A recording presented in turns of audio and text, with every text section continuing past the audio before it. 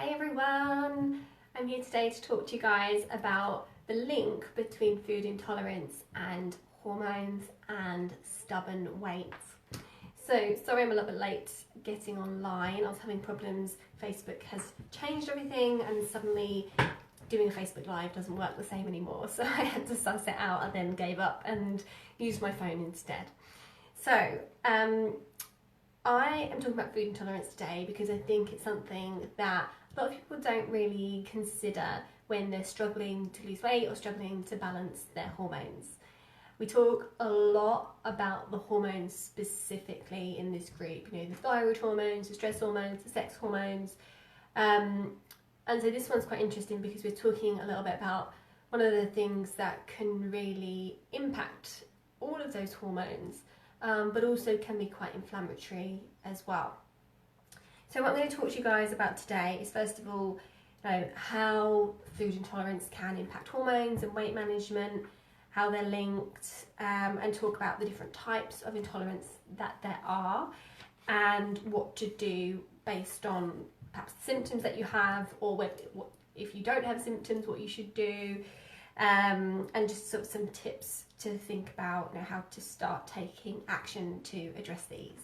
So I'm going to sort of cram quite a lot into this one, so let me know if you've got questions as we go along, and say hello and give this video a like if you're watching.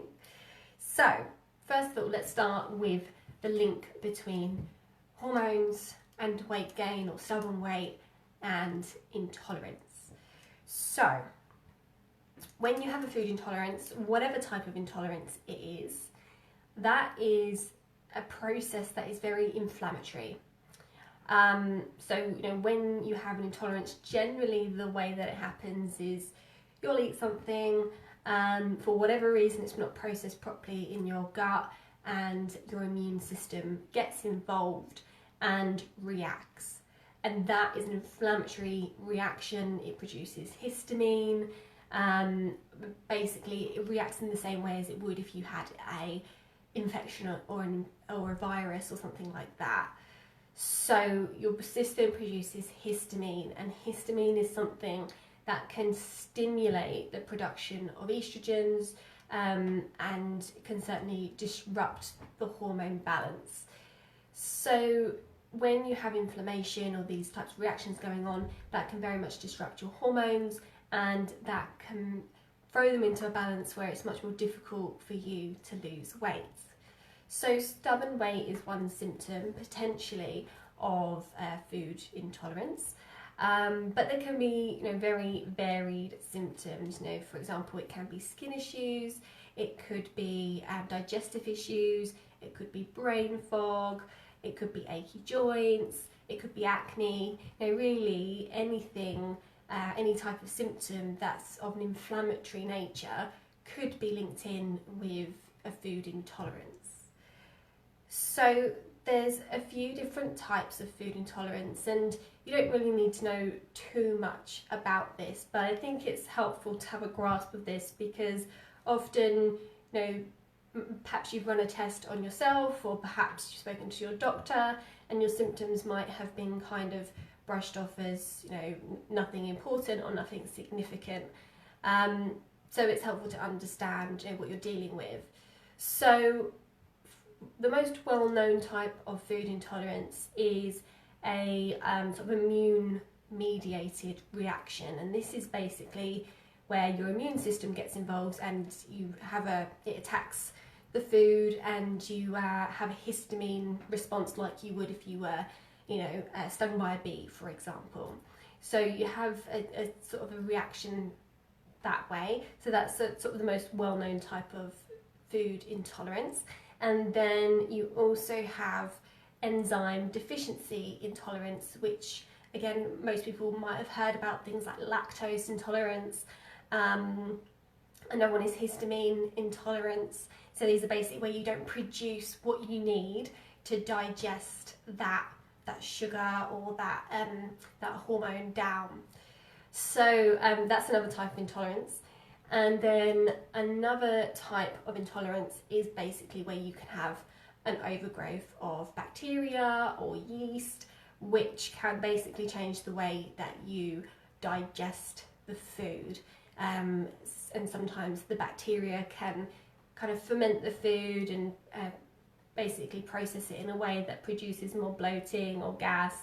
So with that type of intolerance, you tend to get more digestive issues, although not always. So they're three of the most sort of common food intolerances. That's certainly not an exhaustive list, but you don't really need an exhaustive list for the purpose of this video. So there's a few different types, and the thing to be aware of is that when you typically order a food intolerance test, it's only testing you for the immune type of reaction. It's not testing you for the enzyme deficiency, like lactose intolerance for example, and it's not testing you for a bacterial or yeast overgrowth. So that's worth being aware of. You know, if you've spoken to your doctor and you've been told that you haven't got any issues, or if you've run a test and it's not really come back with anything helpful, it doesn't mean that there's not necessarily a problem going on. So what's interesting is that studies have shown that about 40% of the population have some sort of food intolerance going on.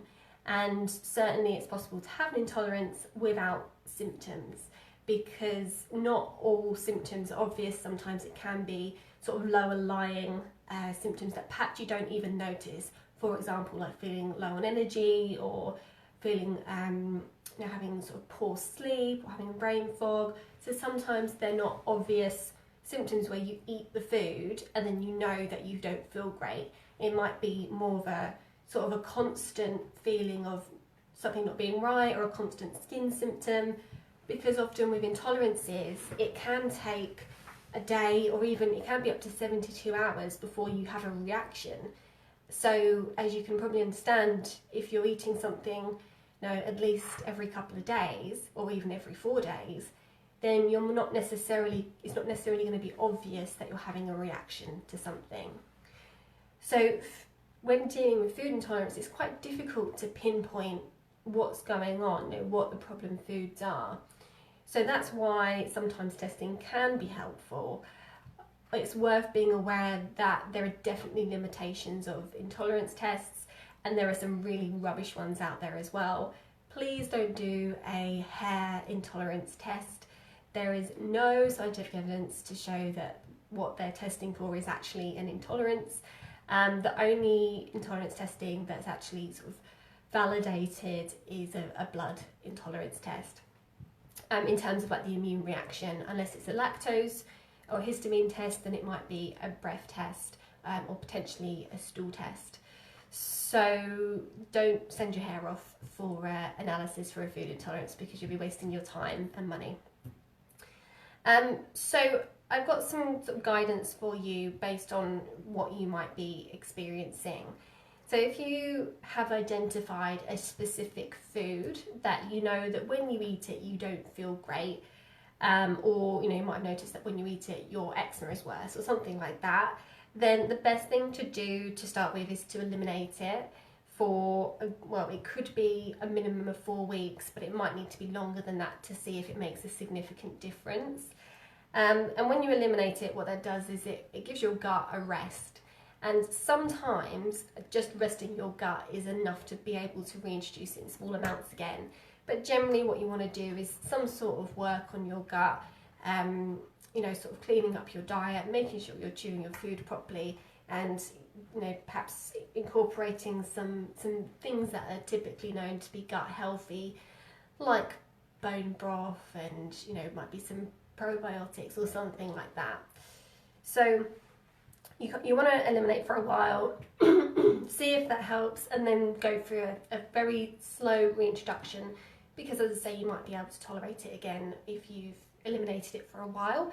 And if you can't reintroduce it, then it could just be that that's a food you can't tolerate, or it might be that you need to leave it out for a bit longer. So to give you an example of this, I've got two quite good examples. One is I can't eat peppers. I haven't been able to eat peppers for years. I haven't touched them for years, and I've tried reintroducing them and I can't. My mum is another good example. She had a quite significant gluten intolerance, and she swelled up like she was pregnant when she ate it, and she eliminated it for a few years, and now eats it happily, no problems. So she rested her gut and she was okay. But for me, I rested my gut and it didn't work. So I just can't eat those. So it's quite variable. And then something else that you might notice is that it could be a specific food group that you're reacting to. So some people, it's not uncommon for people to notice that carbohydrates in general are quite bloating. So it might be that, you know, when you eat lots of potatoes or pasta or rice or bread, you notice that you get a bit bloated. So even though that's a digestive symptom, that's still a significant symptom when we're considering your hormone balance and weight loss, because it's an inflammatory symptom. It's going to be affecting, you know, how you are absorbing your nutrients and how your hormones are balanced as well. So, you know, even if these things don't seem quite related to hormone balance, remember that they are. So yeah, if you've noticed that carbs are causing you an issue, then that is potentially a sign that there could be a bit of an imbalance going on in the bacteria or the yeasts. Often, if you can't tolerate carbs and sugars, then it's usually not necessarily because of a problem with your own production of digestive enzymes and stomach acids. That usually tends to be more to do with bacteria in your gut. So a couple of simple things that you could do is start by reducing the intake of the carbohydrates and perhaps try some probiotics or maybe even very small amounts of prebiotics to start trying to change the balance of that bacteria, and varying your fruits and vegetables as well to help with the adjustment of that bacteria. That's what I would do if you had some issues with carbohydrates. If it seemed like fats were what you were struggling to digest, then it might be that you're not producing enough bile, or that you're not producing enough digestive enzymes potentially. So what I would do in that case is I would avoid the sort of typically unhealthy fats or greasy foods. I would still have the good fats like avocado and olive oils and nuts, because they tend to be easier to digest than sort of animal fats and greasy foods. But you might find it helpful to try some sort of digestive enzyme, focus on chewing your food properly, and maybe having some sort of digestive bitter or something like apple cider vinegar, which is very bitter, because that helps to stimulate the production of digestive enzymes and regulate your bile flow as well. So that could help with the digestion of fats. And then lastly, if you've identified that it's proteins, you know, when you eat like meats, for example, meat and eggs, if you're struggling to digest these, then that could be more to do with your levels of stomach acid or your digestive enzymes. So a good place to start there is really focusing on chewing your food thoroughly, and potentially a digestive enzyme could help. So really the things that I've recommended here are not necessarily the full solution, because as you can probably appreciate, it's not just a simple thing to resolve. So these are kind of your first steps, and then there's a little bit more that you can do if you don't find that kind of gets you a full resolution. If you're in the category where actually you don't really have much in the way of symptoms, but you're struggling to lose weight and you feel like something isn't quite right, there's lots of reasons why that could be. It could be helpful at some point to look at an intolerance test, potentially if you've ruled out other things like deficiencies. So if you were to do an intolerance test, there are some fairly good ones out there. I do offer intolerance tests, so if you want to know more about that, then let me know. So that's really all I have for you today. I just wanted to make sure that you kind of knew that this was something that could be playing a role in your hormone balance and weight management. And certainly I've spoken to you guys before about the massive importance of gut health. And with intolerance, whether it's a digestive issue or whether it's a skin symptom or an energy issue or whatever the symptom might be, it all comes back to the health of your gut, because intolerance originates from your gut. So you might find it helpful to scroll back or search on this page to look back at previous videos that I've done about gut health and gut healing if you feel like this could be relevant to you.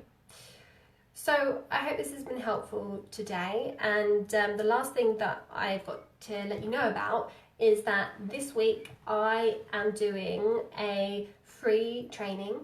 This is taken straight out of my program, The Nourish Method, one of the modules that I am giving away to you guys for free.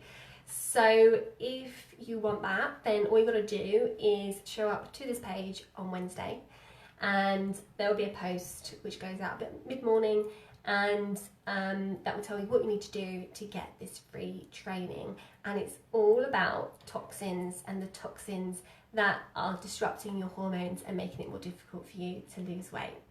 So this is a really special bonus. As I say, it's taken straight out of my program, so this is something that you don't want to miss. So if that sounds good, then come along to the group on Wednesday and you'll see how you can get hold of that. So I'll look forward to seeing you guys then. Hope you have a really great week, and I'll see you this time next week as well. Bye.